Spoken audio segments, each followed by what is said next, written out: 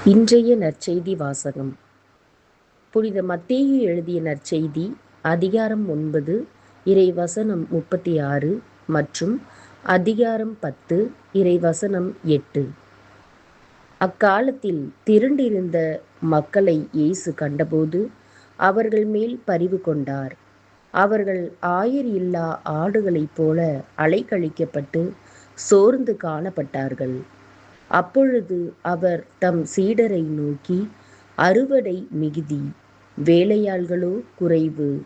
ஆகையால் தேவையான வேலையாள்களை தமது அறுவடைக்கு அனுப்பும்படி அறுவடையின் உரிமையாளரிடம் மன்றாடுங்கள் என்றார்.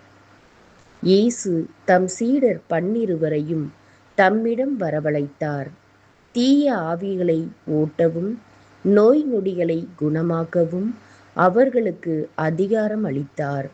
அத்திருத்தூதர் 12 பெயர்கள் பின்வருமாறு: முதலாவது பேதுரு என்னும் சீமான், அடுத்து அவருடைய சகோதரர் அந்திரேயா, செபதேயுவின் மகன் யாக்கோபு, அவருடைய சகோதரர் யோவான், பிலிப்பு, பர்த்தலமேயு, தோமா, வரி தண்டினவராகிய மத்தேயு, அல்பேயுவின் மகன் யாக்கோபு, ததேயு, தீவிரவாதியாயிருந்த சீமோன், இயேசுவை காட்டிக் கொடுத்த யூதாசு இஸ்காரியோத்து.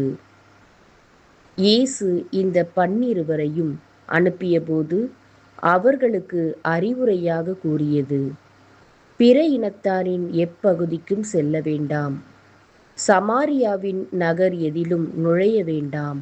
மாறாக வழி தவறி போன ஆடுகளான இஸ்ரயேல் மக்களிடமே செல்லுங்கள்.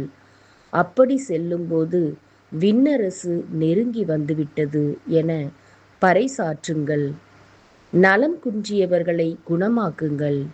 இறந்தோரை உயிர் பெற்றெழச் செய்யுங்கள். தொழுநோயாளரை நலமாக்குங்கள். பேய்களை ஓட்டுங்கள். கொடையாக பெற்றீர்கள், கொடையாகவே வழங்குங்கள். கிறிஸ்துவின் நற்செய்தி. கிறிஸ்துவே உமக்கு புகழ்.